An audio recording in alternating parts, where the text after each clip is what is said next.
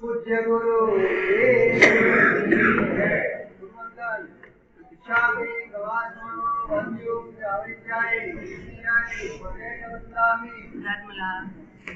इच्छामि गवात्मनो वन्द्यो जाविज्ञाय इच्छामि वदेनवन्दामि इच्छकार ईश्वराय सुभतम शरीर गिरापात सुकन्यम यात्रा गिरुगुरुजी स्वामी सातासेजी वदेनवन्दामि इच्छा कर्णसंधि जगन अपूर्व व्यवेंद्र रायम कामेव इच्छा कामे विराय शंकिते अपत्यम परपत्यम वस्ते पाणे विधेयवते आलाने सल्लावे उजागरे समस्ते अंतर्वास विवासाय शंकिते मध्य विनय परिणम सोमा परम्पा सुखे जानः हम न जानमि इच्छामि दुक्कड़म स्वामी गवात्मनो वद्यं जाविजाय विद्याय विद्यामि सतत देव सागर संदेशम वायना संदेशम इच्छा इच्छामि गवात्मनो जाविजाय विद्याय विद्यामि सागर संदेशम वायना लेसु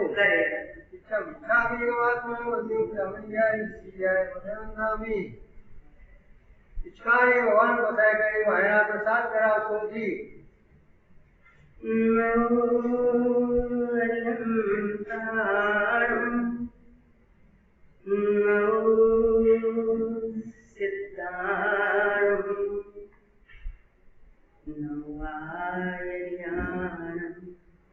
नमो गजायानं नमो लोहि सब्बसारं एसो पंचनमुकारो सब्बपावपणासनो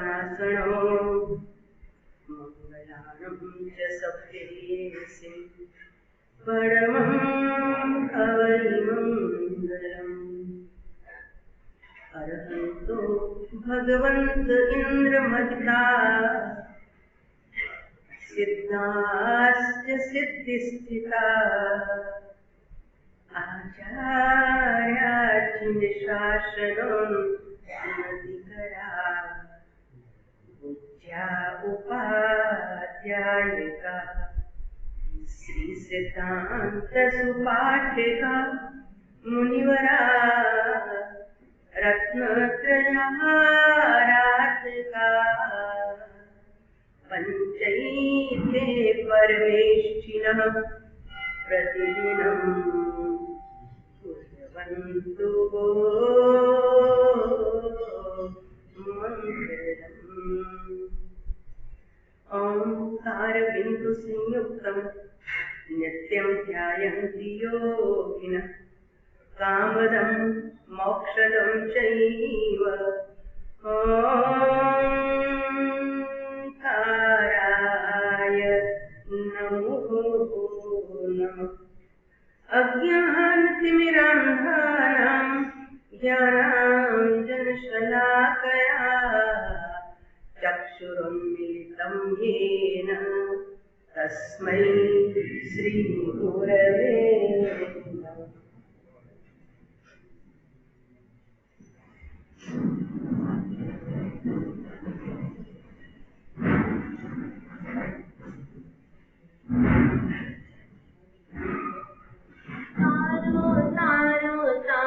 नीचे आत्मा ने तारो रे तारो तारो तारो नीचे आत्मा ने तारो रे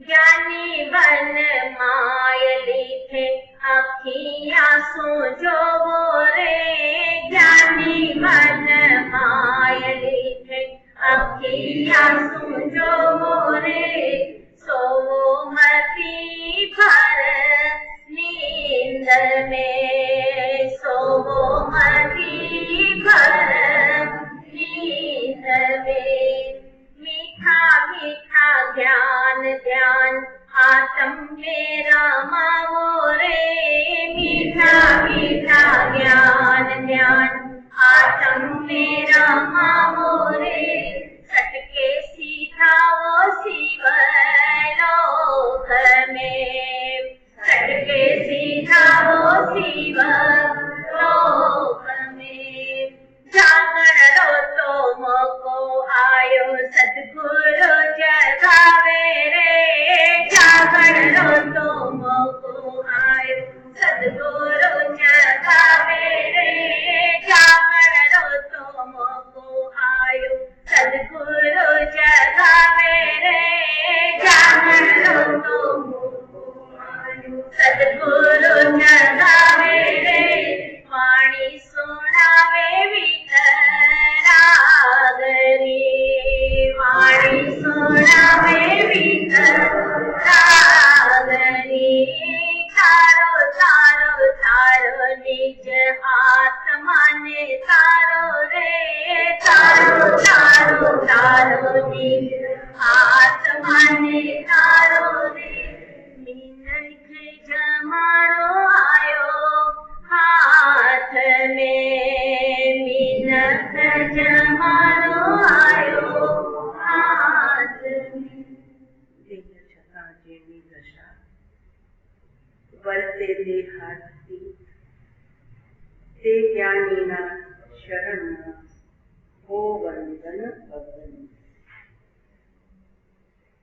મિચ્છાતમ ક્ષણમોહિયૌ પરુ અપ્પા નમુણે, સો બહિરપ્પા જીણ ભણ્યું કોણ સંસાર ભમે.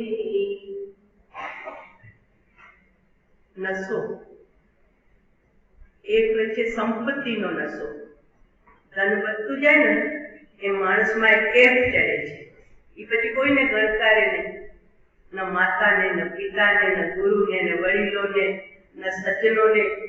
સંપત્તિનો એક નશો હોય છે, અને એક નશો હોય છે સત્તાનો. પદ મળે ને, નાનું પદ મળે, ખાલી એક ઓલો મંડળનો સભ્ય બની અને દ્રષ્ટિપદે આવે ને, લેડીઝ હોય કે જેન્ટ્સ હોય, એ વોલન્ટાઇર થઈ જાય, એમાં એને કઈક લાગે જાણે હું કઈક છું. એટલે પદનો, સત્તા, ખુરશીઓ આગળ વધે ત્યારે કોઈ સેવક નથી રહેતો, એ બધાનું આમ જાણે કઈક સિકંદર બની જાય છે. તો એક સત્તાનો પણ નશો હોય છે, અને એક શરાબનો નશો હોય છે. શરાબ પીધા પછી જો ખૂબ ચડે તો એ 8 કલાક સુધી તો એ પોતાનો આપો ભૂલી જાય કે હું કોણ છું. પણ આ બધા નશા છે ને ત્યારે ઉતરે છે. શરાબનો નશો પણ 8 કલાકે ઉતરી જાય. સંપત્તિનો નશો પણ કઈ ભૂકંપ જેવી આવે ને, કુંવારી ઉથારી નાખે. કરોડપતિને લાઈનમાં ઉભા રાખી દીધા હતા 2000 સાલમાં રોટલી ને શાક માટે. ભલા મારા કોઠી થકી ઉભા હતા શેઠ, તો મેં કીધું શેઠ તમે અહીંયા લાઈનમાં સોંપો ને, તમે આ લાઈનમાં ચાલો આપણા ઘરે ચાલો. એમનું બધું પછી ગયું હતું કે આપણા ઘરે ચાલો, તમે ત્યાં જમાડશો, અહીંયા તમને જોઈ નથી શકતા. તો કે નહીં ભાઈ સાહેબ, કર્મે જે શિક્ષા કરી છે ઉભા રહેવાની, ઘરે નહીં આવીશ. અહીંયા 2 રોટલી અને શાક જે મળશે ને, બધાને ક્યુમાં મળે છે, એ મને મળશે ને, ખબર પડે શું છે સંસારના ભૂખો, એટલે હું ઘરે નહીં આવીશ. કે ભાઈ સાહેબે મને વાત કરી, એ શેઠને મેં કીધું ચાલો ઘરે, એમને ચોખ્ખી ના પાડી. અનુભવ કરવા દો કે કેવી રીતે આ જીવન યાપન થાય છે ને. આવી કોઈ કુમારી આવે છે ત્યારે અંદરની કુમારી કેવી ખતમ કરી નાખે છે, તો એ નશો ઉતરી જાય છે. સંપત્તિનો નશો ઉતારી નાખે. સત્તાની ખુરશી જાય એટલે એ પછી ઢીલાઢપ થઈ ગયા ઘરમાં બેઠા. પણ એ 3 નશાને તો ક્યાંય ચડી જાય એવો નશો છે મોહનો નશો. એવો નશો ચડ્યો છે અનંત કાળથી કે મુનિ બન્યા પછી પણ ઉતર્યો નહીં, ત્યાં નશો ઉભો જ રહી ગયો. આચાર્ય બન્યા પછી પણ એ નશો ઉતર્યો નહીં. ઉપાધિ દેવાલયનો પદ પ્રાપ્ત કર્યા પછી પણ એ નશો ઉતર્યો નહીં. કેમ? તો કે અંતરમાં જે બિંદુઓ જોઈએ ને, ઉપાધ્યાય યશોવિજયજી મહારાજ સાહેબના વચનોથી આપણે જોઈએ તો એમણે લખ્યું, મોહ જ્ઞાન પ્રકાશે મોહ તિમિર કરે, મોહરૂપી અંધકારને કોણ મારી શકે? તો કે જો સામાન્ય રોગમાં ગમે તેવો ડોક્ટર ચાલી જાય, શરદી તાવ હોય, જ્યારે પીઠ કમર દુખતી હોય તો ચાલે, પણ જ્યારે મેજર ઓપરેશન હોય ત્યારે તો આપણને સર્જનના સહારે જવું પડે છે. અને એ સર્જન જ આપણી ભીતરની ખરાબીને દૂર કરી ટાંકા મારી અને આપણને વ્યવસ્થિત જીવન આપી શકે છે. તો જ્યારે મેજર ઓપરેશનમાં સામાન્ય ડોક્ટરનું કામ નહીં, બોગસ તબીબનું તો કામ જ નહીં, પણ સામાન્ય ડોક્ટરનું પણ કામ નહીં. તો એ મહિના આ મોહનો નશો ઉતારવો છે ને ભાઈ, એ મેજર ઓપરેશન છે, માઇનર નથી. અનંતકાળમાં સાહેબ દીક્ષા લીધા પછી પણ, શ્રાવક પદ પાડ્યા પછી પણ, આટલા ભવોની આરાધનાઓ કર્યા પછી પણ હજુ મને મારું જ ભાન નહીં. હું ક્યાંક રાખી રહ્યો છું, પર ચીજને હું મારી માની રહ્યો છું. એટલે જ્ઞાની કહે છે કે મોહ જ્ઞાન પ્રકાશે મોહ તિમિર કરે, મોહરૂપી અંધકારને કોણ દૂર કરી શકે? તો કે જ્ઞાન રૂપી પ્રકાશ. રાતનો અંધકાર ક્યારે દૂર થાય છે? તો કે જ્યારે સૂર્ય ઉદય થાય છે ત્યારે રાત્રિનો અંધકાર ઓટોમેટિક ક્લીન થઈ જાય છે. એમાં અંતરમાં રહેલો અંધકાર એ કેમ દૂર થાય? તો કે જ્યારે સદગુરુ રૂપી સૂર્ય તારા ઉપર પ્રકાશ કરે ત્યારે. હું કે હું મારી જાતે પુસ્તક વાંચી અને હું મોહને તોડી નાખીશ, એ તારો ઉપાય ખોટો છે ભાઈ. જો ઘરે બેસીને કોઈ કોલેજિયન બની શકતા હોત ને તો આટલા મોટા ડોનેશન આપવા ન પડતે. બધા પુસ્તક મળે છે અત્યારે, જે ભણવું હોય તે. જ્યારે ભણી લેવું, શાના માટે કોલેજમાં છોકરાઓને એડમિશન ને લાખો રૂપિયા આપવા પડે છે? બધી મળે છે. ડોક્ટર બનવું હોય તો બધી પથીઓની ચોપડીઓ મળે છે.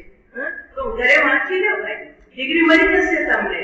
વકીલ બનવું હોય તો પણ ઘરે બેઠા તમે લોનો અભ્યાસ કરી શકો છો. પણ નહીં, આ કોલેજ જ આપણને બોધ આપી રહી છે કે ડોક્ટર બનવું છે, વકીલ બનવું છે, કે પછી સીએ બનવું છે, કે શિક્ષક બનવું છે.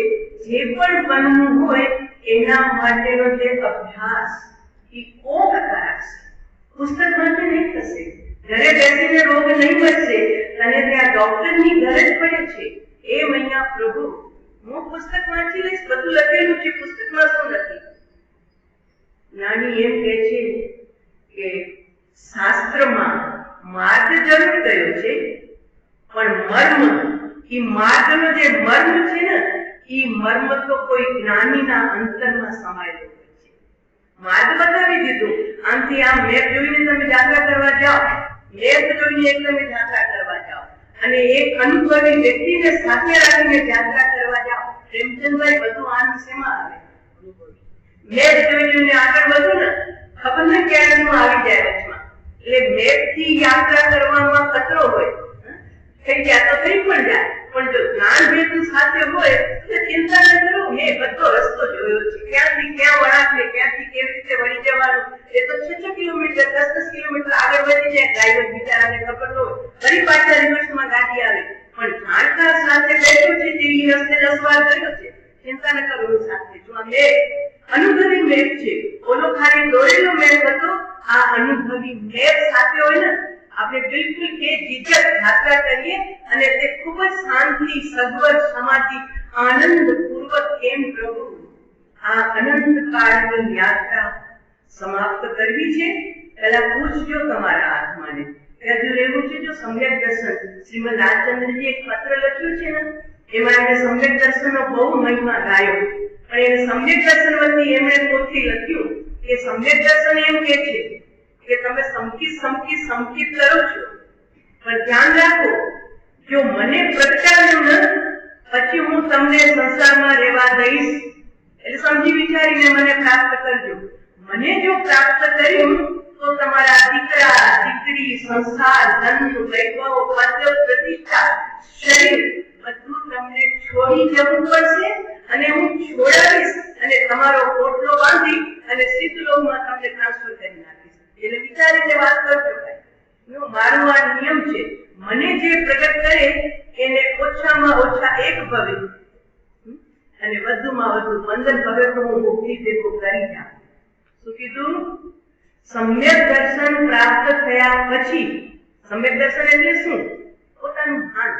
આપણે શાસ્ત્રીય પરિભાષામાં એને સંકેત દર્શન કહીએ, કોઈ સચ્ચિદાનંદ સ્વરૂપની પ્રાપ્તિ કહે, કોઈ બીજું કંઈક શબ્દ આપે, આત્મજ્ઞાન કહે, પણ પોતાનું ભાન.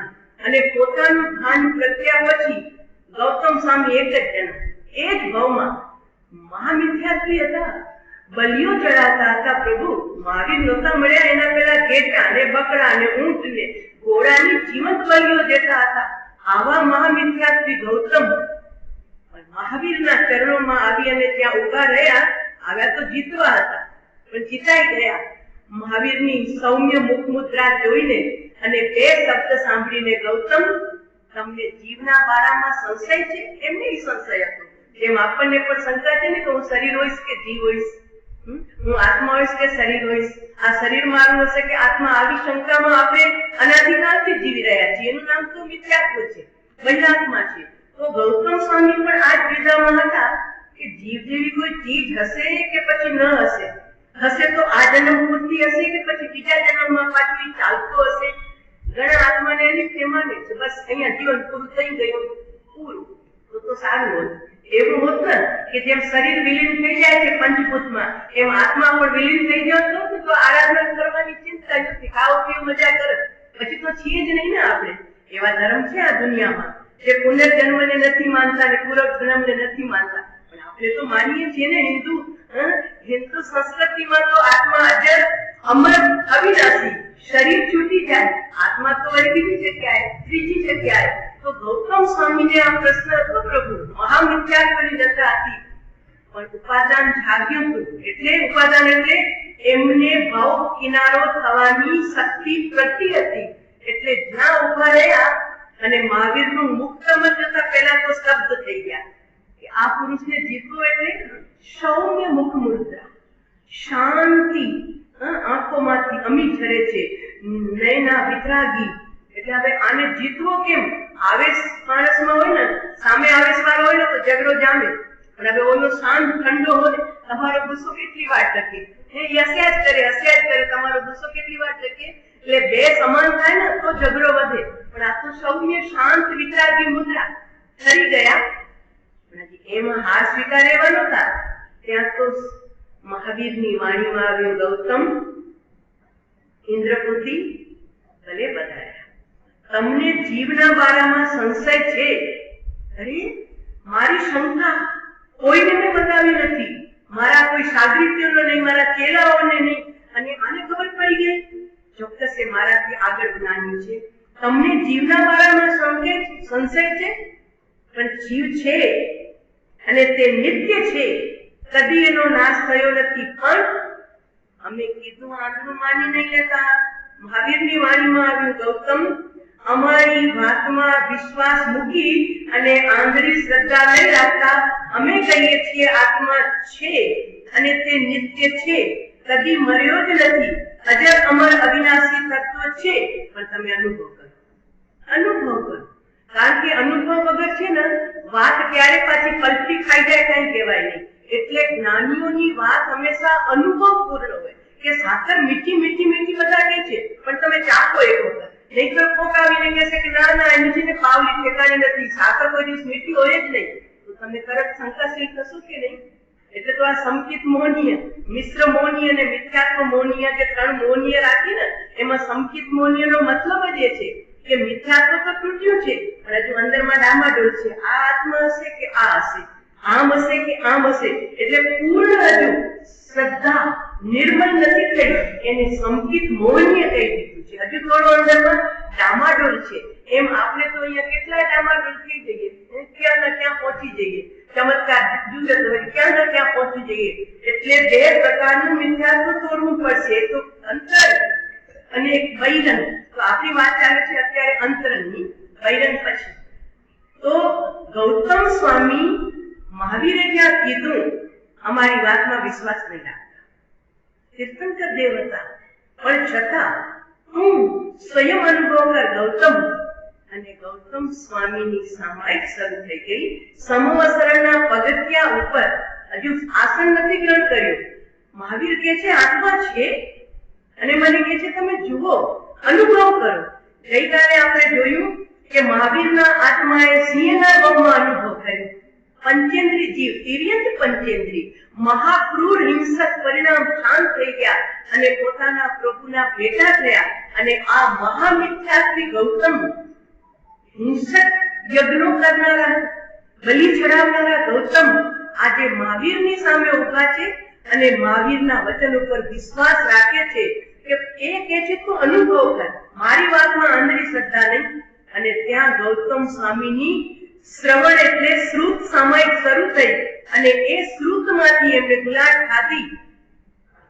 હું નિત્ય છું. મહાવીર કહે છે જો પોતાનું જ્ઞાન કામે લગાડ્યું. આપણે જ્ઞાનને કામે લગાડીએ છીએ, બહારમાં લગાડીએ છીએ, 5 ઇન્દ્રિયના વિષયમાં અને મનમાં. રાતે નીંદ ના આવે ને તો બાકી તો બધા વિષય બંધ હોય, ખાવાનું, પીવાનું, જોવાનું કોઈ છે જ નહીં બાજુમાં, એકલા સુતા છો. હવે મન ના રવાડે ચડો એટલે ક્યાં પરિપાટી કરી આવે. ભૂતકાળમાં સરકી જાઓ, આમ હતું ને આમ હતું, અને ક્યાં ભવિષ્યની પણ મન વિચારું નવરું રહે. બસ આપણું જ્ઞાન 5 ઇન્દ્રિય અને 6ઠું મન એટલે 6 ઇન્દ્રિયોની અંદરમાં એવું અંદરમાં વ્યસ્ત બની ગયું છે કે એને આપણે બહાર ખેંચી જ નથી શકતા. એટલે આપણું જ્ઞાન, જો તમારે સોયમાં દોરો પરોવો હોય ને, આમ વાતો કરતા કરતા પરોવી લો. શ્રાવણ મહિના, આપણે આસો મહિનામાં શરદ પૂર્ણિમાના પહેલા આપણા વડીલો કહેતા આંખમાં રોશની વધે ને એટલા માટે સોયમાં દોરો પરોવો ચાંદની પ્રકાશમાં. તો એ ત્યારે ચાંદના પ્રકાશમાં આમ આજે નાની એકદમ ઝીણી સોયનો હોય છે, એમાં આપણે દોરો નાખતા, અમે નાખ્યું છે. કેવી આંખ કરવી પડે, એકદમ બારીક, એ ગપ્પા મારતા મારતા. જો રોટલી વળવી હોય તો 2 આમ વેલણ કરો, ઉપયોગ ભલે સ્થૂલ હોય તો તમે ગોળ કરી નાખો. પ્રેક્ટિસ થઈ ગઈ છે ને માટે. પણ જયારે શીખ્યા હશો ત્યારે તો આખા આમે ડૂબી ખાશો અંદરમાં. કારણ કે અભ્યાસ ન હોય ત્યાં સુધી તો અંદર મેં લીન બની જાય. પછી તો આમ 2 વેલણ કરો એટલે રોટલી તૈયાર, પાપડ તૈયાર, ખાખરા તૈયાર. એમ સોયમાં દોરો પરવો અસૂક્ષ્મ ઉપયોગની જરૂરત છે ને, એટલે એકદમ સૂક્ષ્મ ઉપયોગ કરી અને તમે સોયમાં દોરો નાખો. તો જ્ઞાની એમ કે છે સોયમાં દોરો પરોવા માટે પણ આપણા મનના ધ્યાનને એકાગ્ર કરવું પડે છે અને દ્રષ્ટિને પણ એકાગ્ર કરવી પડે છે. તો પ્રભુ પાણી સે ભી પતલા કોણ, પાણીથી પણ પતલો. પાણી ગમે ત્યાંથી આવી જાય, લીકેજ ખબર ન પડે. કે જો હમણાં તો નવું મકાન બનાવ્યું પણ ક્યાંથી પાણી સરકે છે ખબર જ નથી પડતી. તો એ તો ખાલી પાણી સે ભી પતલા પ્રશ્ન રાખ્યો છે કબીરજીએ, તો કે પાણી સે ભી પતલા કોણ, કોણ ભૂમિ સે ભારી. તો પાણીથી પણ પતલું કોણ? આપણું જ્ઞાન. એ તમે પણ માલિક છો તમારા જ્ઞાનના, અમે માલિક છીએ અમારા જ્ઞાનના. કોઈ જ્ઞાન ન આપી શક્યો. હા, એ ધ્યાન રાખજો. જ્ઞાનનો પિંડ તો સ્વયં ભગવાન આત્મા છે. એ ભીખ મંગાવે કે ભિખારી બનાવે કે મને જ્ઞાન આપો, જ્ઞાન આપો. અરે પ્રભુ, તું સ્વયં જ્ઞાનનો પિંડ છો. હા, તારું જ્ઞાન અવરાયેલું છે, સુતેલું છે, બેહોશીમાં છે. ત્યાં સદગુરુ ભગવાન તારા જ્ઞાનને જગાડવાનું કામ કરે કે જા ઉઠ, શું સૂતો પડ્યો છે. આટલું કામ જ્ઞાની સદગુરુ ભગવાન કરે, બાકી કોઈ જ્ઞાન નાખવા ના આવે. સાકરમાં બોલો મીઠાશ નાખવી પડે તો ઓલરેડી સાકર મીઠી હોય તો કોબારો ઇન્જેક્શન આપો, સાકર જરાક મીઠી થઈ જાય. તો અત્યારે બધા ઇન્જેક્શન વાળા ફળમાં મજા ક્યાં રહી છે? ફ્રૂટ બધા ગયા, એ ખાવાની મજા જ ગઈ. કેમ કે ઉપરથી ઓરિજિનલ મીઠાશ છોડીને ઇન્જેક્શનની મીઠાશ, એ મજા જ ન રહી. એમાં રસ ખતમ થઈ ગયા. એટલે જે ચીજ જેવી છે, ખટાશના ઇન્જેક્શન ના આપવા પડે લીંબુમાં, સાકરની મીઠાશના ઇન્જેક્શન ના. ઓલરેડી એનો સ્વભાવ જ મીઠો છે. લીંબુ ખાટા છે, નમક કડવો છે, ખારો છે. તો જે વસ્તુ જેવી છે એમાં ઇન્જેક્શન આપવાની જરૂર જ ન હોય. એમ પ્રભુ તો જ્ઞાનવંત છો, કિંમત નથી આપણને પ્રભુ, આપણને બુદ્ધિની કિંમત છે. આપણે ભીતરમાં રહેલા જ્ઞાનની આજ સુધી કિંમત જ નથી કરી. ગૌતમ સ્વામી એ જ્ઞાનની કિંમત કરી. અરે મહાવીર કે છે આત્મા છે અને મારા જ્ઞાનથી હું જોઉં, અને એ જ્ઞાન જાગ્યું. મહાવીર એમને સદગુરુ તરીકે પ્રાપ્ત થયા. જ્ઞાન પ્રકાશે જ્ઞાનનો પ્રકાશ કર્યો. ગૌતમ જુઓ, મોહ તિમિર હરે, જેને સદગુરુ સદગુરુ રૂપી સૂર્ય તપ્યા, થયું શું કારણ? કાર્ય શું થયું? તો કે તે નિજ દેખી રે સત્તા ધર્મની ગૌતમ સ્વામી સમોસરણમાં ઉભા શ્રુતમાંથી સમકિત સામાયિકમાં ગયા, અને ઈ સમકિત સામાયિક એટલે અનાદિનો મિથ્યાત્વનો નશો ગયો. અરે હું મને પુરુષ માનતો તો, હું મને વિદ્વાન માનતો તો, હું મને 400 શિષ્યોનો ચેલો માનતો તો, લાખો ભક્તોનો હું ગુરુ હતો. આ બધું બહિર રહી ગયું. અરે હું તો જ્ઞાન સ્વરૂપી આત્મા. અને તેની સાથે એની અજર અમર અવિનાશી તત્વનો પણ અનુભવ થયો. ગૌતમ ઠરી ગયા.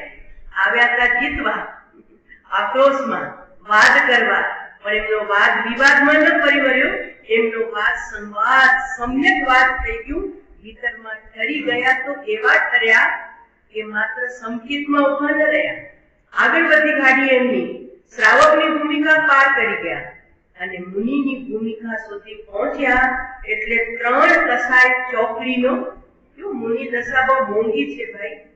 આનંદજી સાહેબ, યશો વિજયજી મહારાજ સાહેબના જે ગુજરાતી પદો છે ને, એનું ખાલી તમે પારાયણ કરશો ને, કાલે પણ મેં તમને કીધું, પરિણમન પછી પહેલા સત્ય સમજવું પડશે. ધંધો પછી પહેલા ધંધાની રીત રસમ શીખવી પડે છે કે કેમાં કેવી રીતે કમાવી શકાય છે. તો પહેલા સમજો, અને સમજ્યા પછી જેટલા પગલા ચાલે એટલા પગલા ચાલો. પણ સત્ય જો સમજશો નહીં ને, શું જ્ઞાન છે, શું પુણ્ય છે, શું પાપ છે, શું આશ્રવ છે, શું ધર્મ છે. આપણે તો આશ્રવને ધર્મ માની રહ્યા છીએ. કેટલી મોટી ભૂલ કરી રહ્યા છીએ ખબર? આશ્રવ એટલે કર્મને આવવું, પછી એ શુભ કર્મ પણ હોય અને અશુભ કર્મ પણ હોય. જ્ઞાની એને બંધ કે છે, આશ્રવ છે ત્યાં બંધ છે, અને આપણે શું માનીએ છીએ? આશ્રવ છે ત્યાં. આ મોટામાં મોટી ભૂલ. પુણ્યમાં ધર્મ બુદ્ધિ, આ મોટામાં મોટું મિથ્યાત્વ છે. શરીરમાં આત્મબુદ્ધિ, દેહાત્મ બુદ્ધિ. શરીરમાં આત્મબુદ્ધિ એટલે દેહમાં આત્મબુદ્ધિ માનવી, એનું નામ પણ મિથ્યાત્વ છે. ઉલટી શ્રદ્ધા. શરીર હું જ, શરીર તે જ મારું, શરીરનું નામ તે મારું, આ પણ મિથ્યાત્વ. અને પુણ્યમાં ધર્મ બુદ્ધિ, એનું નામ પણ મિથ્યાત્વ. એટલે આજ સુધી આપણે કરીએ છીએ પુણ્ય અને માનીએ છીએ શું? બહુ ધર્મીઓ. અમારા વાતો બહુ ધર્મી. ત્યારે જોઈએ ત્યારે ઉપાસ રહે દેરાસરમાં હોય ને પૂછો ધર્મ કેટલો થયો છે, પૂછો ધર્મ. એ ઘણા લોકોને છે ને તકલીફ થાય કે આટલી ક્રિયા કરતા હોય, સવારથી સાંજ સુધી દેરાસર ઉપાસ રહે, આમ ભગવાનને તો છોડે નહીં, જાણે કે ભગવાન ભાગી જવાના હોય એમ પકડીને બેઠા હોય. પણ જીવનમાં જો દ્રષ્ટિ કરો ને તો જરાય કસાયમાં અભાવ નહીં, જરાય મોહમાં ઓછાશ નહીં, જરાય બીજાના પ્રત્યે બલમનસાઈની ભાવના નહીં, વાણીમાં જરાય મીઠાશ નહીં. તો શું કર્યું ભાઈ તે? આટલી ક્રિયા કરી, ભગવાનને તું છોડતો નથી. તો ભગવાન તો કે છે હું તો સમતાનો સાગર છું, કરુણાની હું મૂર્ત છું. તો મારી બાજુમાં રહીને તું કરુણા ન શીખ્યો તો કઈ નહીં, પણ કઠોરતા તો છોડ. કોકની સાથે વાત કરે છે તો પ્રેમથી તો બોલાવે ને. અરે આવું નાનું ગલુડિયું હોય ને, આમ કરશું તો બિચારો વયો જશે, પણ એને પૂછકાશો તો. અમે તો ગામે ગામ ફરનારા ને, અમારી સ્વાગત કરવા માટે ટીમ આવી જાય, લાલિયા અને કાકિયા પાર્ટી. તો બિચારા આવે બસતા બસતા. પણ હવે એમને શાંત કરવા તો અમારી પાસે બીજું શું એલમ હોય?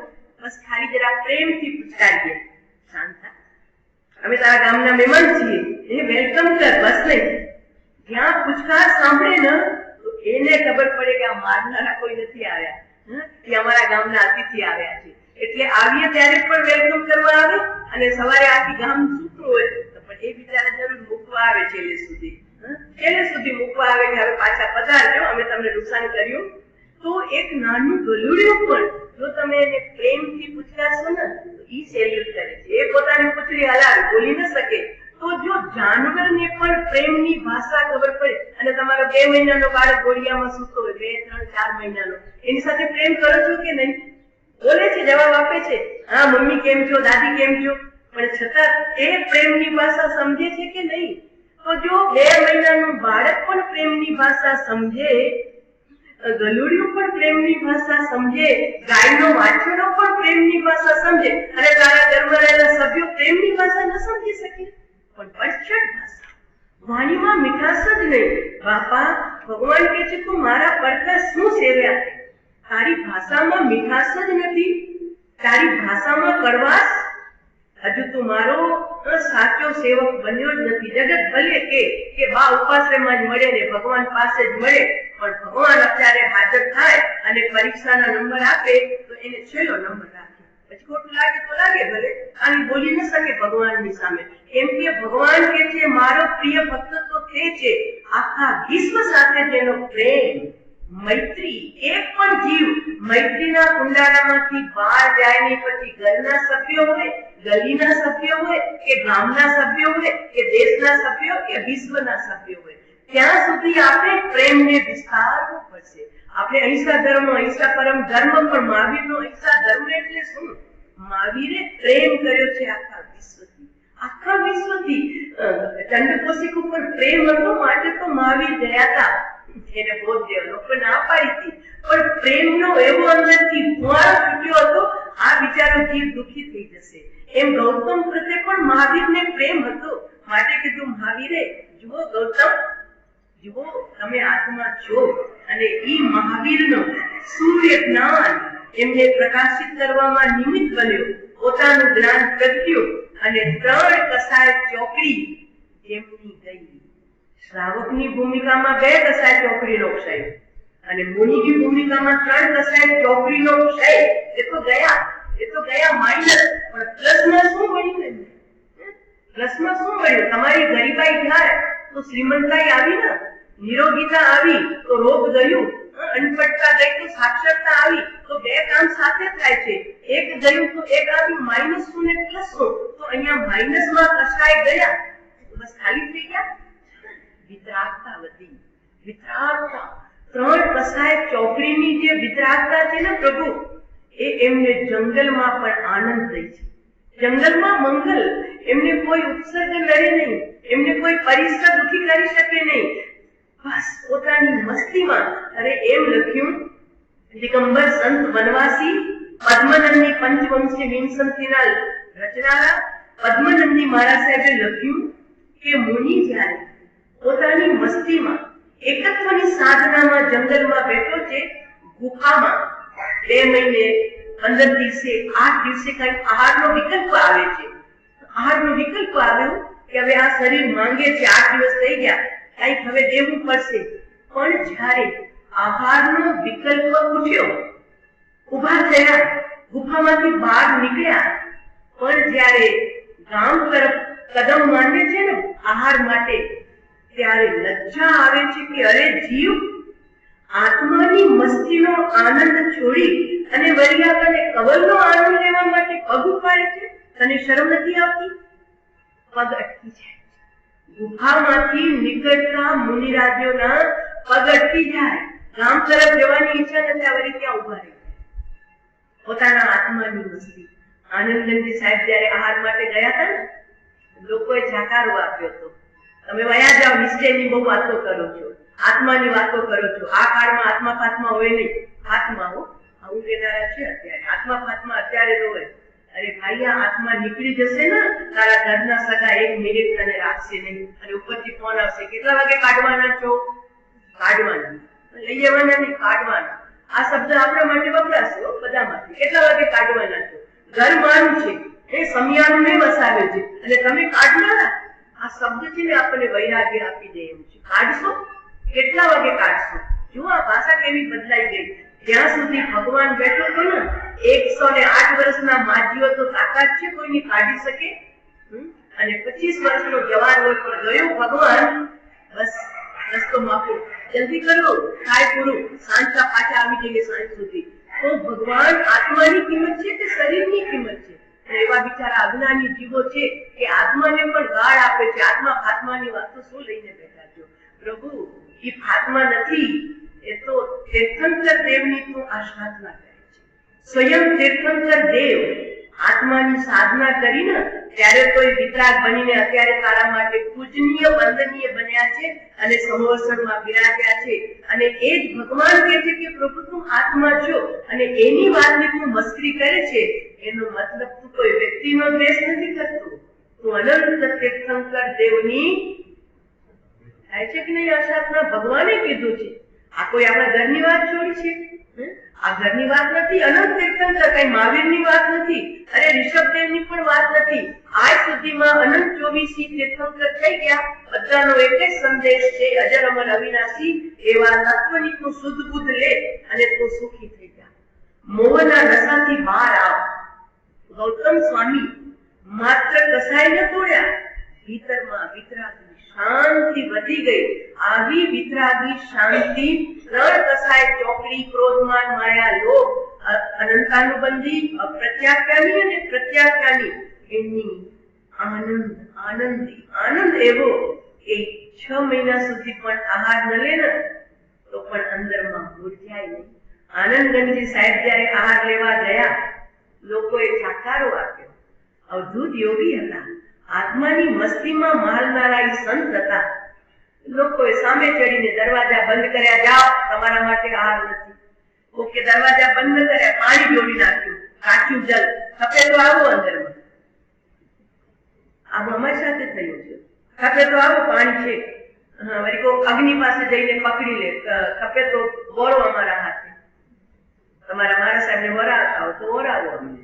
ના ના, અમારા મારા સાહેબ ન હોય તો તમારા ને અમારા મારા સાહેબમાં કઈ ફરક હશે રીતિમાં. તો આવા જીવો હોય બિચારા. તો આનંદગંજી સાહેબ ને આહાર મળ્યો નહીં. લોકોએ સામે ચડીને દરવાજા બંધ કરાવ્યા, જાઓ તમારા માટે આહાર નથી અહીંયા. અને આ મસ્તીમાં રમનારા, આત્માની મસ્તીમાં કુમારી ઉતરી નહીં, કુમારી ચડી અને જંગલ તરફ નીકળ્યા અને ગાતા ગયા, आशा और कीजे, आशा और क्या की.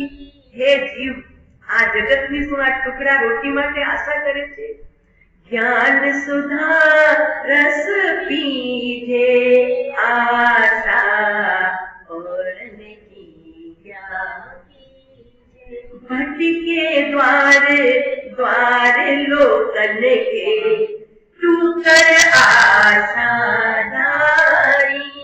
અરે જીવ, લોકોના દ્વારે એક ટુકડા રોટી માટે જાય છે, આશા ધારીને મને અહીંથી રોટલો મળશે, અહીંથી રોટલો મળશે. ભટકે દ્વાર લોકન કે તું કર આશાધારી. आत्म अनुभव रस के रसिया, आत्म अनुभव रस के रसिया, उतरे न तब वो कुमारी आशा और क्या कीजे. જેને આત્માનો રંગ ચડ્યો, એની મસ્તી ચડી, એને આ જગતની કુમારી ક્યારે કુમારીમાં લઈ ન જઈ શકે. ચાલ્યા જંગલના રસ્તે, આત્મ અનુભવ રસ કે રસિયા. આત્માનો આનંદ, આત્માની મસ્તી, એમાં ઈ 2 રોટીના ટુકડા નાખ્યા કે ન નાખ્યા. પછી કદી પણ આનંદગંજી સાહેબ વસ્તીમાં આહાર માટે આવ્યા જ નથી. છોડી દીધું. ન જોઈએ તમારી પરાધીનતા, સ્વાધીનતાનો સંદેશો. અંદર બેઠેલો ભગવાન સ્વાધીન. એક ટુકડ રોટી માટે હું ગ્રસ્તોની ગુલામી કરું. અમે કચ્છ આવતા હતા ને ત્યારે અમારા એક હિતશ્રી કે મારા સાથે તમે બહુ આત્માની વાત કરો તો તમને કોઈ ગોચરી નહીં આપે. મને કીધું, મેં તો આવજો પછી 15 વર્ષ પછી જોવા માટે ગોચરી મળે છે કે નહીં. ધ્યાન રાખો, મેં કીધું અમારા આહાર ઉપર જો લખેલું હશે ને દાને દાને પે, તો જંગલમાં કોઈ આવીને કહેશે મારા સાહેબ લાભ આપો. અને જે દિવસે આહાર લખેલું ન હશે ને, ઉપાશયમાં મસ્ત ગોચરી રાખી હશે અને ત્યાં પેટમાં એવો દુખાવો કે એસિડિટી ઉપર છે, એની ખુશ્બુ લેવાની ઈચ્છા નહીં થાય. પુણ્ય અમારા હશે કે તમારા હશે? ભાઈ, અમે પુણ્ય ઉપર ચાલીએ છીએ, નાકી કોઈના લોકો ઉપર ચાલે. અમારા પુણ્યમાં લખેલું હશે આ, તો જંગલમાં હશે, ગાડી ઉભી રહી છે, સાહેબ સુસ્તો આ છે. અમે મેં આવતા હતા ને કચ્છ, ત્યારે મહેસાણા પાસે આમ વળાંક લીધો, એક કાર આવીને ઉભી રહી ગઈ. સાહેબ સૂજતો જલ છે અને સૂજતો આગ છે, આપણે અવકાશે નહીં કરી હશે, લાભ આપો. મેં કીધું અમારા પાત્રભાઈ બાંધેલા છે, હવે ક્યાં ખોલીએ? નહીં મારા સાહેબ, લાભ તો જોશે. તમે પ્યાર કરીને આવી રહ્યા છો, આગળ તમે વાપરશો ને, પાણી લ્યો, આહાર લ્યો. ખોલ્યા ડબ્બા ભાઈ, જો આનું નામ છે પુણ્ય. પુણ્ય જયારે તપતું હોય ને ત્યારે રસ્તામાં પણ આ તમે જશો ને કાલે ગાયોને ગોળ ખવડાવવા, એ ગાયોનું પુણ્ય છે. ત્યારે તમને દેવાની ઈચ્છા થઈ છે, ધ્યાન રાખજો. હા, એમ નહીં માનતા કે મેં ખવડાવ્યું એટલે ગાયો બચી ગઈ, મેં ગાડીના કાસો નાખ્યા 15 ગાડી ને 50 ગાડી એટલે ગાયો બચી. ના, તને ભાવ થયો એ તારું પુણ્ય, પણ એ ભાવ થયો એટલા માટે કે ગાયોનું પુણ્ય હતું માટે. ગાયોના પુણ્યનું ગાયોને મળે છે, એમ આપણા પુણ્યનું આપણને મળશે. શેની ચિંતા કરે છે તો? પણ લોકો બિચારા ચિંતા કરે ને કે તમને પછી જગ્યાએ નહીં મળશે. આનંદનજીને નહોતી મળી, હવે એવો કાર્ડ નથી. યશો વિજયજીને નથી મળી, એવો આ કાર્ડ નથી. અત્યારે તો બધાને પોતાની વાત બહુ રૂચે છે, બહુ રૂચે છે. એટલે તમે ચિંતા ન કરતા મારી. અને જો જૈનો ના આવશે ને તો ઘણા અજૈનોના ગામ છે ને અજૈનોના ઘર છે, ત્યાં એમને છાસ ને રોટલી મળી જશે. માટે ભાઈ સાહેબ બીજી વાર વાત કરતા નહીં, આ પાણી હોય બિચારા આ એકસ્મી બનીને આવ્યા હોય લેવા માટે. પ્રભુ આ તો સત્ય વાત કરવા અમને જો સત્ય મળ્યું છે તો આપણે સત્ય પીસીએ છીએ. પછી કોણ કેટલું લે તો જો ગંગાજી વહે છે પોતાના ફૂલ ફોર્સમાં. હવે તમને કેટલું પાણી લેવું એ તો તમારી વસ્તુ ઉપર છે. કોબો ભરીને લેવું છે કે મટકો ભરીને લાવવું છે કે કાવડ ભરીને લાવવું છે, અરસો ભરીને. ગંગાજી તો વહી જ રહી છે, એમાં અમારું તો છે નહીં પ્રભુ. આ તો તીર્થંકર દેવનો બોધ છે. અમને જેટલું સમજાયું ગુરુ ગમથી તો અમને એમ થાય કે કોક જીવ, અમે લાખોના થોડા મુક્તિએ નહીં જશે, કોક જીવનું જયારે પુણ્ય જાગ્યું હશે, ઉપાદાન જાગ્યું હશે, એમાં અમારા વચનો કઈ નિમિત્તરૂપ બનશે અને આ જીવ અનંત સંસારથી છૂટે. સંતાપ, ઉતાપ આ બધાથી શાંત થઈ અને પોતાના ઘરમાં પાલગોઠી લગાવે. આના જેવું બીજું રોડું શું થાય? અનંત કાળથી આપણે દુઃખી છીએ. આપણે એમ લાગે કે આપણે સુખી છીએ, પણ જ્ઞાની કહે છે તું સુખી નથી ભાઈ, સુખાભાસ છે. સુખ હોવું જુદી વાત છે ને સુખાભાસ. ઓલો તમે જોયું છે ચકલી હોય ને, ચકલી ઘરમાં આરીસા પહેલા રાખતા ઊંચા, તો એ બિચારી ચકલી આવી જાય ને પડદો ન હોય તો શું કરે? ચાંચો માર્યા કરે. ભ્રમણા છે ને એને ખબર નથી બિચારીને કે અંદરમાં બીજી ચકલી નથી, પણ એને તો એમ લાગે ને મારો પ્રતિસ્પર્ધી અંદર છે એટલે એ ચાંચ માર્યા જ કરે. પણ હવે એને એમાંથી બચાવાય કેમ? તો કે વચ્ચે પડદો કરો તો એ છોડશે, નહીતર એની ચાંચ તૂટી જશે પણ અંદર વાળી ચકલી મરશે. મરે ક્યાંથી? પણ આ ભ્રમણા. એમ આપણે પણ આ સંસારમાં ભ્રમણા થાય છે. અમે નાના હતા ને ત્યારે વિમાન જતા, હવે કાળી પીળી ટેક્સી બહુ ઓછી જવા મળતી કચ્છમાં. તો વિમાન જાય તો છોકરા બધા બહાર નીકળતા, અમે 8-10 વર્ષ એ વિમાન વિમાન વિમાન. એટલે હું મારી વાત કરું છું, બધાને તો મને ખબર નથી, પણ હું મારી બેનપણીઓને કહું એ ચકલી જેટલો વિમાન એમાં લોકો કેમ બેસતા હશે? ચકલી જેટલું વિમાનમાં લોકો કેમ બેસતા હશે? પ્રશ્ન ઉભો રહી ગયો, પણ જવાબ કોણ આપે? નાના નાના બચ્ચા હોઈએ તો ચકલી જેટલા વિમાનમાં લોકો કેમ બેસતા હશે? પણ જયારે દીક્ષા લીધી 16મા વર્ષે બોમ્બે આવ્યા, 21મા વર્ષે સાંતાક્રુઝ થી વિહાર કરતા હતા એરપોર્ટની બાજુમાંથી, તો ત્યાં વિમાનો લેન્ડિંગ થતા હતા, કોઈ ઉભા હતા તો બધા કેમ જો માર સાહેબ આ સાંતાક્રુઝ એરપોર્ટ ત્યાં બધા વિમાન ઉભા છે. આટલા મોટા વિમાન હોય ભ્રમણા અને ચકલી જેટલું વિમાન. હવે ખબર પડી આ ડબલ ડેકર બસથી પણ ટપી જાય એવું મોટું વિમાન છે. હવે ખબર પડી કે તો બરાબર એમાં લોકો બેસી શકે. તો જો આપણી સહી રાખે આપણે જોઈએ છીએ, છતાં આપણને વિમાન એટલું છે કે હવે મુસાફરી કરી હશે એને ખબર હશે કે કેટલું મોટું વિમાન, અને જેમ જેમ ઉપર જાય છે એમ એનું કદ નાનું થતું જાય. પણ નાનું પોતે તૈયાર તો થાય શું? બધા અંદરમાં કચુંબ એવું તો થતું નથી ને. પણ આપણી આંખની આ ભ્રમણા છે. ઉભા રહેજો તમે રેલ પટડીની સામે, સીધી પટડી દેખાતી હોય ને અને સામે જોજો, આગળ જતા જતા જતા તમને એ પટડી કેવી દેખાશે?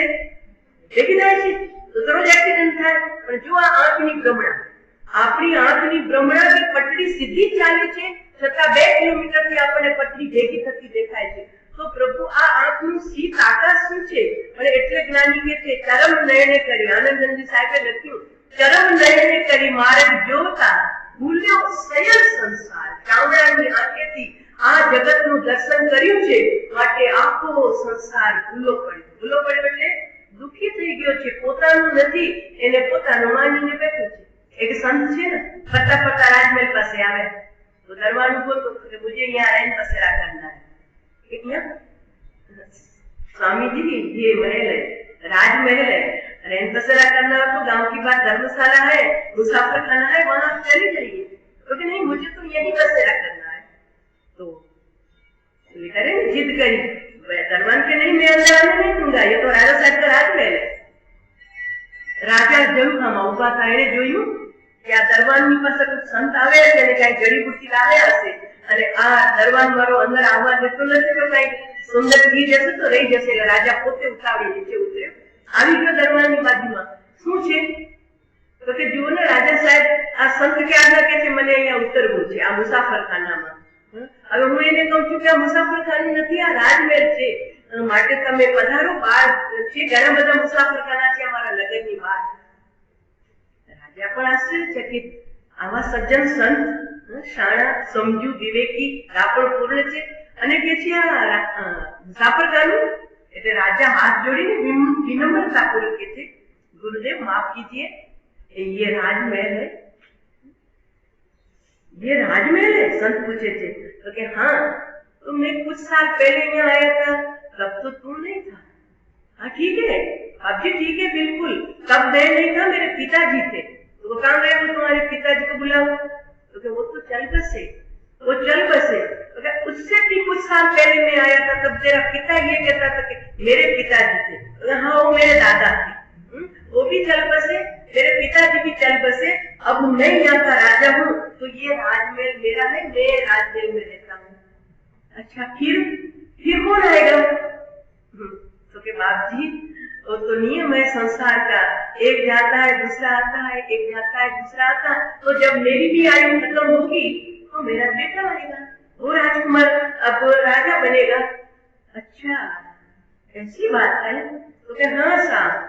तो संत पूछे थे मुझे जवाब दे, जहाँ आना जाना लगा हुआ है, दादा गए पिता आए, पिता आए पिता गए, अब तू आया तू जाएगा, तेरा बेटा आएगा, तो जिस जगह पे आना जाना लोगों का लगा हुआ है उनको तुम राजमहल कह सकते हो या मुसाफिरखाना, सेनेटोरियम। 4 દિવસ રહ્યા ને ગયા, 7 દિવસ રહ્યા ને ગયા, સેનેટોરિયમ શું છે? તું જેને રાજમહેલ કહે છે એ રાજમહેલ તો એ હોય કે કોઈ કાઢી જ ન શકે આપણને, એ આપણું રાજમહેલ બનાવવું છે। અહીંયા તો આ કાઢશે, જે નંદા જે બધા અમારું થશે ને રામ બોલો ભાઈ રામ તમારું થશે। એમ કે આ તો ભાડાનું મકાન છે, આજ નહીં તો કાલ ખાલી કરવાનું જ છે, પણ ઈ ખાલી કરીએ એના પહેલા આપણે અંદરથી ખાલી થઈ જઈએ। શરીર મારું છે જ નહીં, હું તો અજર અમર અવિનાશી તત્વ છું। ઈ રાજમહેલ બનાવવું મહાવીરે, હેમનાથ ભગવાને, પારસનાથ ભગવાને, ગૌતમ સ્વામી, જંબુ સ્વામી બધાએ પોતાનું એવું શાશ્વત રાજમહેલ બનાવી લીધું છે કે આવી કોઈની તાકાત નથી કે ફરી એમને અહીંયા જન્મ લઈ અને કોઈક માતાની ખુશીમાં છે ને નમુત્કરમ જેવો મસ્ત પૂર્ણ અને મસ્ત સ્તોત્ર છે, ખાલી તમે બોલો ને તો પણ તમારું દિલ બાગ થઈ જાય। જો શિવ મયલ મરુવ મણંત મકય મવાવાહ મપુનરાવિતિ અપુનરાવર્તન, બધે પુનરાવર્તન છે। મુંબઈ જવું છે, આવું છે, જવું છે, આવું છે, આ ગતિ બદલશે બીજી ગતિમાં, પણ જ્યાંથી ફરી આવવું જ ન પડે પ્રભુ એવું કોઈ સ્થાન ખરું કે છે ને? છે અનંત સિદ્ધોએ સ્થાનનું ચયન કર્યું છે, અત્યારે વિરાજમાન છે, પણ ત્યાં જતા પહેલા તારું સિદ્ધત્વ તને ભીતરમાં શોધવું પડશે। પેલા ભીતરમાં રાજાની આંખ ખુલી ગઈ, અરે રાજમહેલ હું માનતો તો વાસ્તવમાં આ તો મુસાફિરખાનું છે, એક જાય છે બીજા આવે છે। એમ આપણે પણ આજ સુધી આપણા શરીર રૂપી કેટલા મહેલો છોડી લીધા અને છતાં કોઈ મહેલ આપણું થયું। આખી ચેનલ ઉભી હોય ને ડોક્ટરોની, આપણી ઘણી ઈચ્છા હોય મને બચાવી લો ડોક્ટર સાહેબ બચાવી લો, આયુષ્ય પૂરું થયું, બસ હવે કોઈ આપી ન શકે। તો પ્રભુ આત્મા તો મરતો જ નથી, શરીરનું આયુષ્ય પૂરું થાય છે, મારું આયુષ્ય કદી પૂરું થનાર આ લખી રાખજો તમારી ચોપડીમાં, હું કદી મરનાર નથી, કેમ કે મારો અક્ષય સ્થિતિ છે મારી, હું કદી મર્યો નથી, મરવાનો નથી અને મરીશ નહીં, આ મારું અક્ષય ધન સદા મારી પણ અજ્ઞાન દશામાં અભ્યાસ ન હોવાના કારણે જ્યારે પણ રોગ આવે છે ત્યારે આપણે ગભરાઈ જઈએ છીએ તો મરી જઈશ તો, હવે હું મરી જઈશ તો, અરે તું નથી મરવાનો, નક્કી કર, તું ધર્મી છો ને, ભગવાનને છોડતો નથી ને, રોજ પૂજામાં 4 કલાક લગાવે છે ને, તો ઈ પૂજા જેની તું કરે છે ઈ પૂજ્ય ભગવાન એમ કે છે જો હું અજર અમર બેઠો છું, હું ડરતો જ ડર્યો જ નહોતો. આયુષ્ય પૂરું થયું ત્યારે અમે હસતા મુખે શરીર છોડી અને સિદ્ધલોકમાં બિરાજી ગયા હતા. ડર શેનું? સારું થયું, એની મજૂરી કરવી પડતી હતી. હવે એ શરીર પણ છૂટ્યું એટલે અમે અમારા નિજ ઘરમાં કાયમ માટે રહી ગયા. અને આપણે છે ને ઓલું બકરાનું દૃષ્ટાંત આવે કે ઓલું ઘેટાનું ટોળામાં સિંહનું બચ્ચું બિચારું ભરાઈ ગયું. હવે એની માં મરી ગઈ, સિંહ વહી ગઈ, બચ્ચાનો જન્મ થઈને ગોવાળિયાએ લઈ લીધું તો પોતા ઘેટા બકરા સાથે એને ફેરવતો હતો. હવે જેવા ભાઈબંધ મળ્યા એવું એ શીખી ગયો. મેં ઘેટા કરે તો એ બિચારો મેં કરે, ઘેટા ઘાસ લાગતો એ ઘાસ ખાય. પણ હવે એમાં એક દિવસ એવું બન્યું કે એ ઘેટાની સાથે છડતો તો સિંહનું બચ્ચું મોટું થઈ ગયું. તો હવે તો 12 મહિનાનું આ સારો ગ્રોથ વધી ગયો હતો. એવામાં અસલી સિંહ આવ્યો અને એને દહાડ મારી. જેવી દહાડ મારી ને તો એક સિંહની છે ને ખાસિયત હોય, હજી છુપો હુમલો ન કરે, જગાડે કરે, આવું છું, જેને ભાગવું હોય ભાગો, હું આવું છું. આવા અત્યારે તો એવા લૂંટારાય ન રહ્યા, એવા બારોટિયા ન રહ્યા, શુભારી સ્તંભ બધા હવે ત્યારે બોમ્બ વિસ્ફોટ કરે છે. પહેલાના લૂંટારા અને ડાકુઓ પણ કઈક નિયમ નીતિ નિયમથી ચાલતા હતા. સિંહ પણ નીતિ નિયમથી ચાલે. દહાડ મારી જોરથી, બધા ભાગ્યા, ઘેટા તો બિચારા. ઓલોય ભાગવા માંડ્યો અને સિંહ ઓળખી ગયો આ તો મારો જાત બંધુ. એ દ્રષ્ટાંત છે. ત્યાં ભાગ્યો તું, ઉભો રહે, અને ઉભો રાખ્યો અને એને પાણીના જરા પાસે લઈ ગયો કે તું આ બકરા જેવો થઈ ગયો, સિંહનો બચ્ચો થઈને તારી બેસવાની જો પાણીમાં મારા જેવી છે કે નહીં, મારા જેવું મોટું તારું છે કે નહીં, મારા જેવા તારા હાથ પગ છે કે નહીં. બોલાય જોયું બધું તો કે જો હવે તું સેમ મારા જેવો લાગે છે ને આકૃતિથી, હવે હું દહાડ મારું છું, તારામાં તારું સિંહત્વ છૂપું છે. જગાડે સિંહત્વને અને સિંહે છલાંગ મારી અને જેવી દાળ મારી ને આખું વન ગુંજાવ્યું. બસ એના પગલે પગલે ઓલું બકરાનું બચ્ચું જે બની ગયું હતું ને મેં કરતું, એને પણ પોતાનું સિંહત્વ જગાડ્યું અને જોરથી છલાંગ મારી અને એવી દાળ મારી અને વિશ્વાસ આવી ગયો કે હું મેં કરનારો બચ્ચું નહીં, હું ઘાસ ખાનારો નહીં, હું તો આ મારા જાત બંધુ જેવી દહાડ મારનારો હું પણ સિંહ છું. બસ સિંહત્વ જાગ્યું. હવે જાય બકરાના ટોળામાં પાછો. એમ આપણા અનંત સિદ્ધ ભગવાનોએ સદગુરુ આવ્યા, એમને લઈ ગયા પાણીના જરા પાસે કે શું મેં કરે છે. આ ઘર મારું ને, પત્ની મારી ને, ધંધો મારો ને, ધર્મ મારો ને, ગચ્છ મારો ને, પંથ મારો ને, આ બધા મેં છોડ. અંદરમાં બેઠેલું સિંહત્વ, એ સિદ્ધત્વ રૂપી સિંહત્વને જગા. ભીતરમાં ભગવાન છે, જગા. અને એ સદગુરુ ભગવાનના શ્રી ચરણોમાં એ શિષ્યનું સિંહત્વ જાગ્યું. આગળ વધી ગાડી મહાવીર બની ગયા, કોક ગૌતમ બની ગયા, કોક જંબુસ્વામી બની, કોક હેમનાથ બની અને હંમેશ માટે સિદ્ધ લોકમાં બિરાજમાન થઈ ગયા. તો આવું સિંહત્વ આ બધામાં છે હો. હા, આપણે કોઈ કાયર નથી, કાયર માનીએ છીએ આપણે, આપણને ઢાળ આપીએ છીએ. આપણે બધા સિંહત્વ ને લઈને બેઠા છીએ. હા, રોગ આવે, આપનું ઉદય હોય, પૂર્વે ભૂલ કરીએ તો રોગ આવે. રોગ તો ઘણા ને આવે, ના આવે. સનતકુમાર ચક્રીને 16 રોગ એક સાથે હતા. એથી શું થઈ ગયું? એમની કુમારી ઓછી થઈ. આપણે બધા રોગ આવે તો ક્યાં ભાગીએ? ડોક્ટર પાસે. એ ક્યાં ભાગ્યા? રોગ આવ્યા તો જંગલના માર્ગે સંયમ સ્વીકારી લીધું અને એવી એમની પાસે તો અંદરની લબ્ધિઓ પ્રગટી કે રોગ ભગાડી શકે એવી તાકાત હતી. પણ નહીં, ઉદય પૂરો કરવા દો, વળી પાછા ઉપર આવશે, વળી પાછા બીજા જન્મમાં ઉદય આવશે, મારે ભગાડવું નથી, હિસાબ પૂરો. તો રોગ આવે પણ કાયર ન થાય. રોગ આવે, કઈ બીજી તકલીફ આવે, પણ જેનું સાચું સિંહત્વ એક વખત જાગી જાય ને પછી એ કોઈ દુઃખને ગણકારે નહીં. મા સતી સીતાજી, મા સતી ચંદ્રનાજી, મા સતી અંજનાજી, મા સતી નર્મદાજી, એકનું તમે જીવન ખાલી આ સખા સખીઓની કથાઓ છે ને એમાં પણ જો તમે તલ્લીન થઈ જરા ચાંચ ડુબાડો ને તો તમને આગમનો બોધ મળી શકે એમ છે. એક મા સતીના જીવનમાં કેવા કષ્ટો અને છતાં કેટલી સહજતા, કોઈ ફરિયાદ નહીં, કોઈની શકાયત નહીં, કોઈને દોષી ન ગણ્યા, કોઈના પ્રત્યે દ્વેષ ન ગણ્યો. ઠીક છે, અમે પૂર્વે ભૂલ કરી છે, પણ અમારું અંદરનું જે સિંહત્વ છે એને પણ મારી શકે, તાકાત છે કોઈની કે એનો કોઈ તગેડી શકે. તો આવું સિંહત્વ જગાડવું એનું નામ છે મિથ્યાત્વને માત કરવું. બહિરાત્મ દશાને છોડવી અને અંતરાત્મ દશામાં પ્રવેશ કરવો. તો આજ સુધી મિથ્યા દર્શનથી મોહિત જીવ પોતામાં શક્તિ પડી છે, પણ છતાં એ અંજાન છે. અંજાન છે એથી એ પોતાને કાયર માને છે, પોતાને નાનકડા સંસારમાં માની લીધું. એમાં કઈ દુઃખ આવ્યું તો મારા જેવો કોઈ દુઃખી નથી. અત્યારે કેટલા મર્યા હશે ડિપ્રેશનમાં આવીને.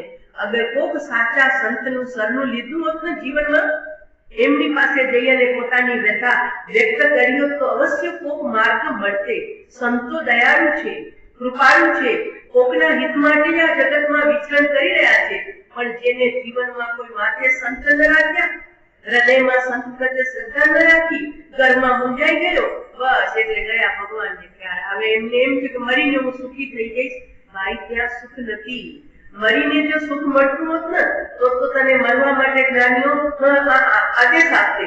પણ ભાઈ, સુખ બહારમાં નહીં, સુખ મૃત્યુ પછી પણ નથી. કારણ કે અહીં દુઃખ હતું તો ત્યાં વિશેષ દુઃખ ઉભું રહેશે. એટલે તારી સમજપૂર્વક સત્ય સમજીને અહીં જ તો દુઃખને ઓછું કરી નાખ. સમજણમાં સુખ છે ને સમજણમાં દુઃખ છે, પણ એ સમજણ મળે ક્યાં? અજ્ઞાની પાસે નહીં મળશે પ્રભુ. એ તો તારા દુઃખમાં વધારો કરશે.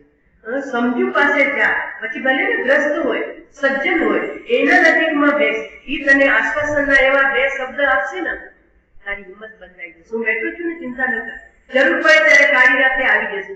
આટલું તને ખાલી બે શબ્દ આશ્વાસનના મળશે ને, અને નવી જડીબુટ્ટી જીવવાની મળી જશે.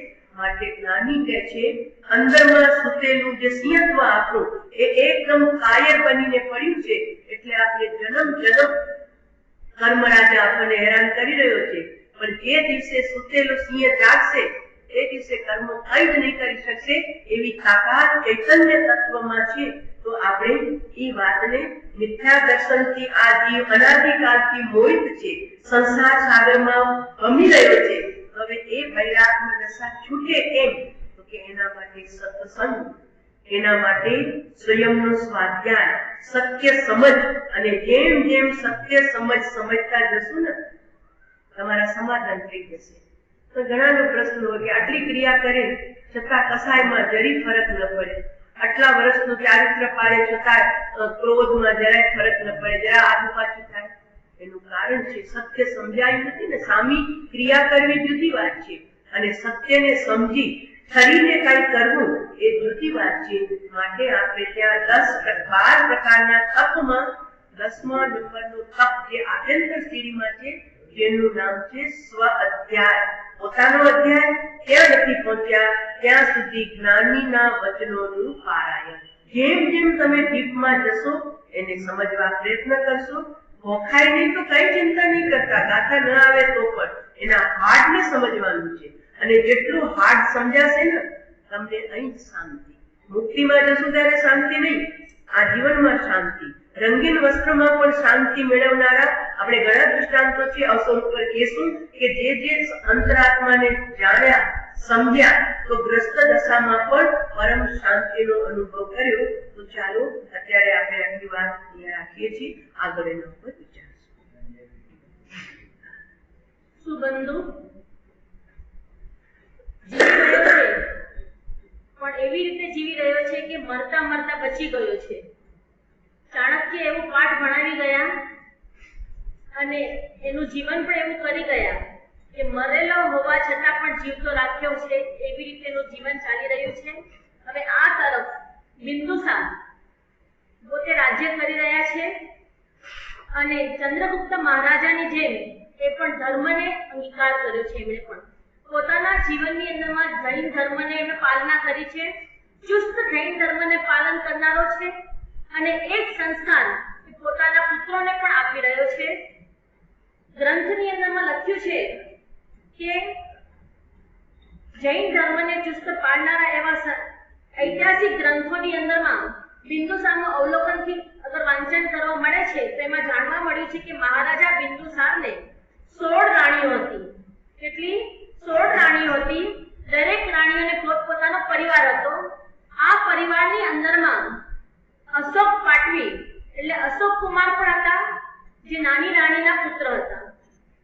હવે થયું એવું હતું કે 16 રાણીઓને પુત્ર તો હતા, રાજકુમારો બધાના ઘરમાં હતા, જન્મ થયેલો હતો, પણ સૌથી શ્રેષ્ઠ વિદ્વાન કહો, બહાદુર કહો, વીર કહો એવો મહાન પુરુષ કોઈ હોય તો એ નાની રાણીનો પુત્ર અશોક હતો. હવે કહેવાય કે રાજગાદી કોને સોંપવી? રાજગાદી સોંપવા માટે પણ એક તો પાત્રતા હોવી જોઈએ કે નહીં? 4 દીકરા તમારા ઘરમાં હોય, પિતા વૃદ્ધાવસ્થાને પહોંચ્યા હોય, તો હવે તિજોરીની ચાવી કોને સોંપવી એ પણ પિતા પોતે વિચાર કરે છે. 4 વહુઓ ઘરમાં હોય, ઘરની દેખરેખ કોને સોંપવી? કઈ વહુમાં એવી પાત્રતા છે કે એને બધી ઘરનો વ્યવહાર સોંપવામાં આવે? સાસુ માતા વિચાર કરે છે. તો અહીંયા આ પણ વિચાર કરે છે બિંદુસાર કે કોને હું રાજગાદી આપું, કે રાજ સિંહાસન પર જઈને બેસાડું કે જે મારા ગયા પછી સુંદર રીતે મારા રાજ્યને આગળ ચલાવી શકે. જેમ ચંદ્રગુપ્ત મહારાજા મારા પિતા હતા એ ચલાવી રહ્યા હતા, એમના સંસ્કાર મારામાં આવ્યા, હવે મારા સંસ્કાર હું મારા પુત્રને આપી રહ્યો છું, પણ એવો કયો શ્રેષ્ઠ પુત્ર કે જેને હું મારી આ ગાદી સોંપી શકું? આમ વિચાર કરતા કરતા બિંદુસાર મહારાજાની આંખો અશોક ઉપર ઠરે છે અને અશોકને રાજ્ય આપે છે, મગધની ગાદી પર એને બિરાજમાન કરે છે અને રાજ્ય અવસ્થામાં નિપુણ એવો અશોક યુવરાજ પદને નિયુક્ત પ્રજાની દેખરેખ કરી રહ્યો છે. સુંદર રીતે રાજગાદી પર બેસીને પિતાની સાથે રાજ્યની ધુરંધરાને સંભાળી રહ્યો છે. આ તરફ અન્ય રાણીઓ વિચાર કરે છે કે આ આપણી નાની બહેનનો, નાની શક્ય રાણીનો પુત્ર જેને રાજાએ પુત્ર રાજકુમાર બનાવી નાખ્યો અને રાજગાદી જેને સોંપી દીધી, આપણા મોટા પુત્રો બધા છે, આપણા દીકરા બધા મોટા છે એનાથી, તો એ લોકોની સામે પણ ન જોયું. ઈર્ષાવશ બધી રાણીઓ અશોકની માતા સામે અને અશોક સામે ઈર્ષાની આંખોથી જોઈ રહી છે. આ એ સંસારના નિયમ છે. ઘરની અંદરમાં આ કહાની ચાલી રહી છે. ઘરની કહાની છે. દેરાણી જેઠાણીના છોકરા હોય, કોઈ નાના હોય, કોઈ મોટા હોય, કોઈ ભણવામાં હોશિયાર હોય, કોઈ ભણવામાં નબળા હોય, તો બધી રીતે કોઈ પરિપૂર્ણ હોય, અભ્યાસમાં પણ આગળ હોય, બધી શક્તિઓને જાણનારા હોય અને ફૂલ પાવરફુલ બનેલા હોય, અને કોઈ એવા હોય બિચારા કે જે કંઈ ન કરી શકતા હોય. આ સંસારના નિયમ છે. એકબીજા સામે ઈર્ષાની આંખથી જોવામાં આવે છે. અહીંયા પણ એક થયું, બધી રાણીઓ ઈર્ષાની આગમાં જલી રહી છે, પણ બિંદુસારની હાજરીમાં કોઈ અશોકની સામે આંખ ઉઠાવી પણ જોઈ શકતા નથી. હવે આ સમય વ્યતીત થઈ રહ્યો હતો. સમય વ્યતીત થતા થતા બિંદુસારની પણ ઉંમર થવા આવી હતી અને એકાએક એક વખત એક દિવસે સવારના ઉઠતા જ બિંદુસારને કંઈક શરીરમાં વ્યાધિ થઈ અને રોગથી ગ્રસિત થયા. હવે આ રોગથી ગ્રસિત થયેલા બિંદુસાર પથારીમાં પડેલા છે. આજુબાજુના રાજાઓને ખબર પડી, રાજ્યોની અંદરમાં ખબર પડી કે બિંદુસાર રોગથી ગ્રસિત થયા છે, હવે એમના રાજ્ય પર આપણે હુમલો કરવો જોઈએ. હવે આપણે આ તકનો ઝડપી લેવી જોઈએ તકને, કારણ કે બિંદુસાર હવે કંઈ નથી કરી શકવાના. અને જ્યાં આ વાત થઈ તો આ પ્રદેશની પશ્ચિમ કરના પ્રદેશની અંદરમાં આ તોફાન ચાલી રહ્યું હતું. બિંદુસારને ખબર પડી. પિતા બિંદુસારે પોતાના દીકરા અશોકને બોલાવ્યો, બધી વાત કરી. વીર એવો મહાપુરુષ, બહાદુર એવો અશોક જે પોતાની ધુરંધરા સંભાળી રહ્યો હતો રાજ્યની, એણે કીધું, પિતાજી તમે ચિંતા ન કરો, હું જઈશ ત્યાં અને પંજાબની સરહદની પર જઈને હું આ રાજ્યને જીતીશ અને આ જે તોફાન ચાલી રહ્યું છે તોફાનને હું શાંત કરીશ. તમે બિલકુલ ચિંતા ન કરો, તમે તમારી સમાધિમાં રહો, પરમાત્માનું ધ્યાન આરાધના કરો, શાંતિથી તમે તમારું સ્વાસ્થ્ય સંભાળો, હું હમણાં આ કાર્ય પતાવીને આવું છું. આમ વાત કરીને અશોક પોતાની સેના લઈને ત્યાંથી નીકળી પડ્યો, પહોંચ્યો અને લખે છે આની અંદરમાં કે પોતાના રાજકુમાર અશોકની સાથે વાત કર્યા પછી સેના લઈને નીકળી પડેલો અશોક પંજાબ અને તક્ષશિલા પહોંચીને બળવાને શાંત કર્યો હતો અને વિજય પ્રાપ્ત કર્યું હતું. પંજાબની પ્રજા બધી અશોકનો જય જયકાર કરે છે, અશોકને રાજગાદી પર બેસાડે છે, થોડા સમય ત્યાં રહેવાની વાત કરે છે. અશોક ત્યાં રહે છે, ત્યાંની પ્રજાને ખૂબ સાંત્વના આપે છે અને એક દિવસ રોજની જેમ રાજસભા ભરાયેલી છે, બધા રાજસભાની અંદરમાં બેઠેલા છે, પ્રજા પણ બેઠેલી છે. ત્યાં એક દૂત દરવાજામાંથી આવે છે. અશોક મહારાજાનો જય જયકાર કરે છે અને એ દૂત આવ્યો હતો ક્યાંથી? બિંદુસાર પાસેથી એ દૂત આવેલો હતો. હવે એક પત્ર લાવેલો છે. પત્રની અંદરમાં શું સંદેશ આવ્યો છે અને અશોક એ સંદેશને વાંચે છે ત્યારે શું સમાચાર લખેલા આવે છે તે આપણે અગ્ર વર્તમાન સાંભળીશું. પરમાત્માની આજ્ઞા વિરુદ્ધ એક પડતી